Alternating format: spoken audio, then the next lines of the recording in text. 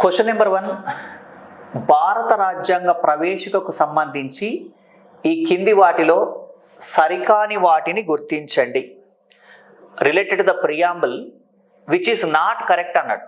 భారత రాజ్యాంగ ప్రవేశికకు సంబంధించి సరికాని వాటిని గుర్తించండి. ఎప్పుడైనా సరే ఆబ్జెక్టివ్ ఎగ్జామినేషన్లో సరికానిది అనే ప్రశ్న కనుక రేజ్ అయితే ఆస్పిరెంట్ ఏం చేయాలి అంటే విచ్ ఈస్ కరెక్ట్ అనేది ఐడెంటిఫై చేయాలండి. అంటే సరైనవి ఏవో గుర్తిస్తే సరికానివి ఈజీగా గుర్తించవచ్చు. ఇప్పుడు ప్రవేశిక సాధించవలసిన ఆశయాలను సూచిస్తుంది. అంటే మనకి ప్రవేశిక ఏం సూచిస్తుంది? మనం లక్ష్యాలు, ఆశయాలు, తీర్మానం అన్నాం, ఆబ్జెక్టివ్స్ అండ్ రెజల్యూషన్స్ అన్నాం కదా. కాబట్టి సాధించవలసినటువంటి ఆశయాల్ని ప్రవేశిక సూచిస్తుందా? ఎస్, సూచిస్తుంది. అంటే ఇది సరైనది. మన క్వశ్చన్ నేను చదివాను, మీకు ఉన్న పాయింట్లు సరికానిది కావాలని వాళ్ళు అడిగారు, మనం సరైనవి ఐడెంటిఫై చేద్దామని చూస్తున్నాం. సాధించవలసిన లక్ష్యాలు, ఆశయాలని అంటే ఆబ్జెక్టివ్స్ని సూచిస్తుంది. Preamble correct. ప్రియాంబుల్ పార్లమెంట్ చేత సవరించబడదు అన్నారు. Preamble is not amendable by the parliament అంటే పార్లమెంట్ చేత సవరించబడదు అంటున్నారు. ప్రియాంబుల్ని సవరించాం కదా, మనకి 42nd కాన్స్టిట్యూషనల్ అమెండ్మెంట్ చేసి 1976లో ప్రియాంబుల్ని అమెండ్ చేసి 3 words ఇన్కార్పొరేట్ చేశాం కాబట్టి సవరించబడదు అనేది రాంగ్ స్టేట్మెంట్. భారత రాజ్యాంగ అధికారానికి మూలం ప్రవేశిక అన్నాడు. భారత రాజ్యాంగానికి అంటే అధికారానికి మూలం ఎవరు ఇండియాలో అంటే ప్రజలు. ఎందుకంటే ప్రియాంబుల్ ఎలా స్టార్ట్ అవుతుంది? We the people of India, భారత ప్రజలమైన మేము అని స్టార్ట్ అవుతుంది. కాబట్టి భారతదేశంలో రాజ్యాంగ అధికారానికి మూలం ఎవరు అంటే ప్రజలు. కాబట్టి ఇక్కడ ప్రవేశిక మూలం కాదు. కాబట్టి ఈ రెండు రాంగ్, ఇది కరెక్ట్. మనం రైట్ ఏదో ఐడెంటిఫై చేసాం, రాంగ్ ఏదో ఐడెంటిఫై చేసాం. ఇక్కడున్న ఆప్షన్స్ లో మనకు కావాల్సింది ఏంటి? విచ్ ఈజ్ రాంగ్ అన్నాడు. సరికానివి గుర్తించండి అంటే 1 సరైనది కాబట్టి 1 వదిలేస్తే, సరికానివి 2, 3 కాబట్టి ఆప్షన్ 3, 2 and 3 ఆర్ రాంగ్. ఇప్పుడు సరికానివి మనల్ని గుర్తించమన్నాడు. ఇక్కడ కొంచెం అభ్యర్థి ఆలోచిస్తే ఆన్సర్ రాయగలడు, కానీ ఇలాంటి క్వశ్చన్స్ వచ్చినప్పుడు టైం వేస్ట్ అవుతుంది. ఈ జాగ్రత్త మీరు తీసుకోండి. ఒకసారి ఏదో జూమ్ చేయాలి, జూమ్ చేసి చదవాలా? Okay, right. ఆ ఫ్లోలో గమనించలేదండి, ఏమనుకోవద్దు.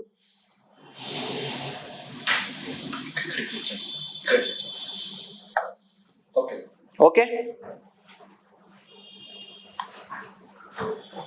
ఒకసారి కిందకి వెళ్ళి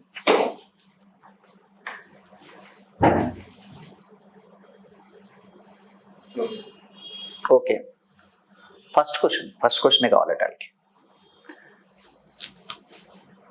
ఇక్కడ థర్డ్ పాయింట్ ఏంటి అంటే సోర్స్ ఆఫ్ ద పవర్. భారతదేశంలో అధికారానికి మూలం ఏది అంటున్నారు. అధికారానికి మూలం అంటే ఏంటి? ఒక రకంగా సావర్నిటీ ఎవరికి ఉందని మీనింగ్.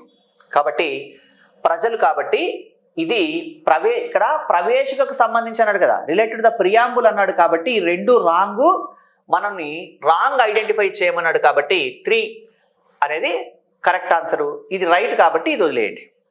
ఓకే, ఇది కొంచెం టైం టేకింగ్ ప్రాసెసే, కానీ మరీ ఎక్కువ కాకుండా మరీ సింపుల్ కాకుండా నేను చెప్తాను. మీరు ఇంకా ఏమన్నా డౌట్ ఉంటే నోట్ చేసుకోండి. ప్రవేశికలో పేర్కొనబడ్డ అంటే ఇక్కడ మీరు అబ్జర్వ్ చేయండి, in the preamble the word socialism is there. ప్రవేశికలో సామ్యవాదం అనే పదం ఉంది. ఈ సోషలిజంని, సామ్యవాదాన్ని స్ట్రెంథెన్ చేస్తున్నవి, బలపరుస్తున్నటువంటి అంశాలు ఏవి అన్నది ప్రశ్న అండి. ఏవి బలపరుస్తున్నాయి అనేది గమనించండి.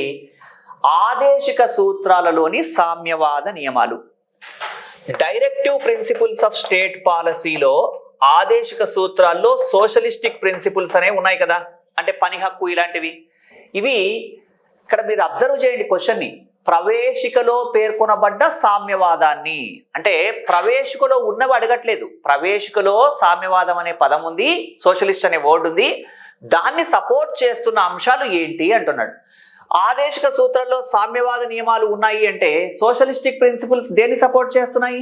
ఆటోమేటిక్గా సామ్యవాదాన్ని సపోర్ట్ చేస్తున్నాయి, అంటే పని హక్కు ఇలాంటివన్నీ కూడా.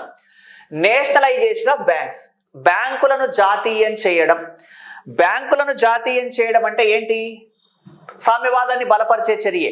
ఆస్తి హక్కును ప్రాథమిక హక్కుల జాబితా నుంచి తొలగించడం అంటే right to property is removed from the list of fundamental rights. ఆస్తి హక్కును ప్రాథమిక హక్కుల జాబితా నుంచి తొలగించడం అంటే ఇక్కడ అది కూడా సోషలిజాన్ని బలపరిచే చర్య కదా. కాబట్టి 1, 2, 3 ఇక్కడ దాకా అన్ని కూడా సోషలిజాన్ని సపోర్ట్ చేసేవి, స్ట్రెంథెన్ చేసేవి. నెక్స్ట్ సూచనాత్మక ప్రణాళిక, ఇండికేటివ్ ప్లానింగ్. 8th ప్లాన్ ని మనం ఇండికేటివ్ ప్లానింగ్ అంటారు. ఇండికేటివ్ ప్లానింగ్ లేదా సూచనాత్మక ప్రణాళిక సోషలిజాన్ని స్ట్రెంథెన్ చేయదు, డైల్యూట్ చేస్తుంది, బలపరచదు, బలహీనపరుస్తుంది. కాబట్టి ఇది కాదు. అంటే ఇది కాదు అన్నప్పుడు ఆన్సర్ ఏంటి? 1, 2, 3. అలాంటప్పుడు సెకండ్ క్వశ్చన్కి ఆన్సర్ 1, ఆప్షన్ 1, 1, 2, 3 అవుతుంది. ఇది గమనించండి. 5th క్వశ్చన్ గమనించండి. భారత రాజ్యాంగ ప్రవేశికలోని పదాల అర్థాలకు సంబంధించి ఈ కింది వాటిలో సరైనవి ఏవి? పదాల అర్థాలకు సంబంధించి సరైనవి ఏవి అన్నారండి. సో ఒకటి సరికానిది, సరైనవి చెక్ చేయండి. సర్వసత్తాక అంటే సార్వభౌమ, అంతే కదా.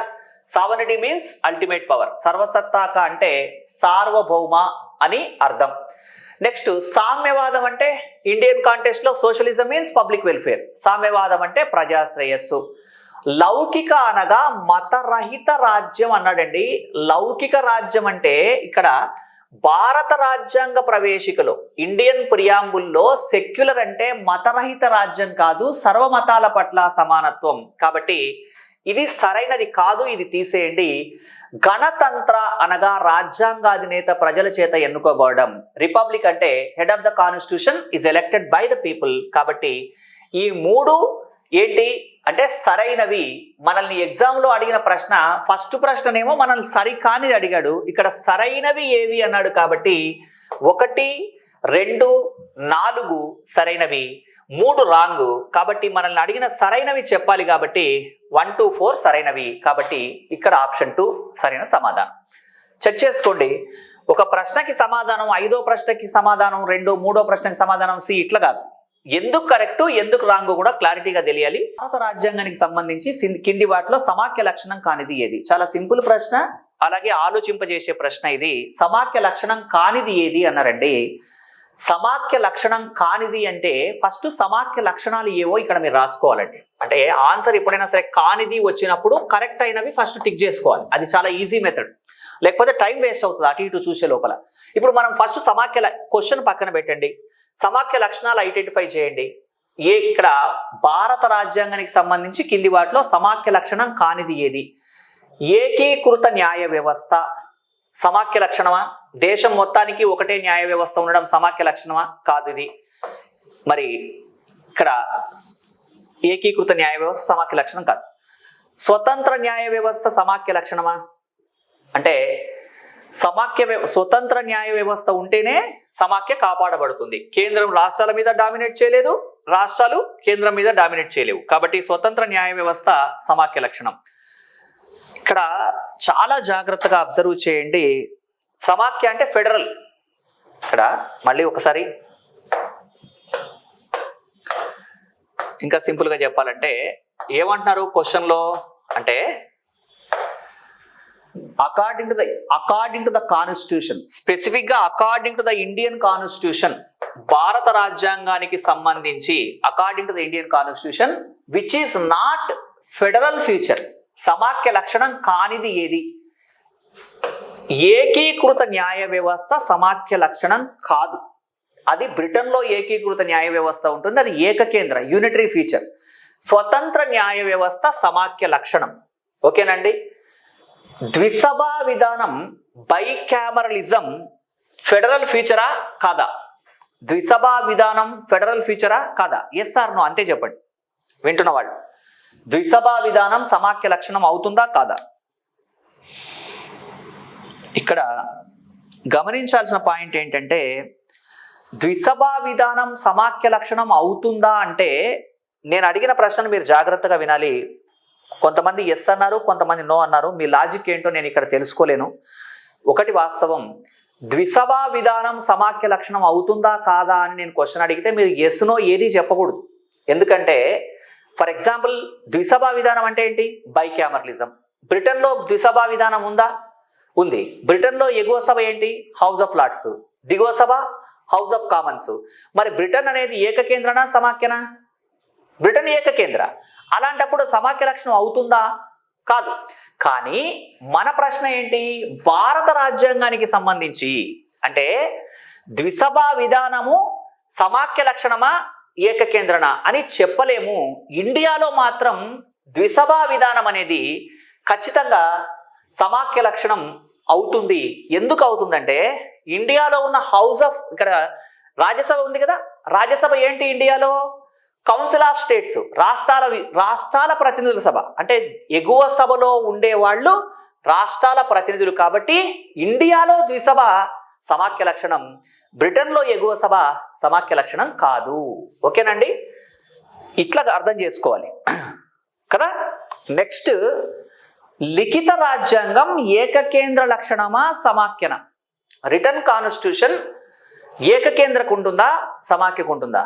ఏకకేంద్రకు ఉండవచ్చు, సమాఖ్యకు ఉండవచ్చు. కానీ తప్పనిసరిగా ఎవరికి కావాలి? సమాఖ్యకు కావాలి. ఎందుకంటే ఏకకేంద్రకి లిఖిత రాజ్యాంగం లేకపోతే నష్టం లేదు, కానీ సమాఖ్యకు లిఖిత రాజ్యాంగం లేకపోతే అధికారాల మధ్య వివాదాలు వస్తాయి కేంద్ర రాష్ట్రాల మధ్య. కాబట్టి మనకి 2, 3, 4 సమాఖ్య లక్షణాలు. సమాఖ్య లక్షణం కానిది ఏకీకృత న్యాయ వ్యవస్థ. వాళ్ళు అడిగిన ప్రశ్న కానిది కాబట్టి ఆన్సర్ 1. ఓకేనా? ఇక్కడ మీరు రూల్ ఆఫ్ థంబ్గా వెళ్ళకండి, స్పెసిఫిక్గా వెళ్ళండి, మీ ఆన్సర్ కరెక్ట్ అవ్వచ్చు. 9th షెడ్యూల్ 1వ రాజ్యాంగ సవరణ 1951లో చేర్చారు. సరైన వాటిని గుర్తించమన్నారు కదా. 9th షెడ్యూల్ని 1వ రాజ్యాంగ సవరణ ద్వారా 1951లో చేర్చారు, మీకు తెలుసు. 10th షెడ్యూల్ 52వ రాజ్యాంగ సవరణ ద్వారా 1985లో చేర్చారు, ఇది కూడా తెలుసు. 11th షెడ్యూల్ 73వ రాజ్యాంగ సవరణ 1992లో చేర్చారు. 12th షెడ్యూల్ 74వ రాజ్యాంగ సవరణ ద్వారా 1993లో చేర్చారు. కాబట్టి ఇక్కడ గమనించాల్సిన విషయం ఏంటంటే 1993లో చేర్చలేదండి, 1993 నుంచి అమల్లోకి వచ్చింది. ఇక్కడ పార్లమెంట్ ఆమోదించినప్పుడే చేర్చినట్టు లెక్క. కాబట్టి 4 ఇక్కడ 1, 2, 3 ఆన్సర్. కాబట్టి 4వ ఆన్సర్ కాదు, కాబట్టి 4వ పాయింట్ కరెక్ట్ కాదు. కాబట్టి 1, 2, 3 కరెక్ట్. అప్పుడు ఆన్సర్ ఏమవుతుంది అంటే 15th క్వశ్చన్కి ఆన్సరు గమనించండి, 1, 2, 3 కరెక్ట్. 4 ఎందుకు కాదు? ఎప్పటి నుంచి అమల్లోకి వచ్చిందని మిమ్మల్ని అడగలేదు.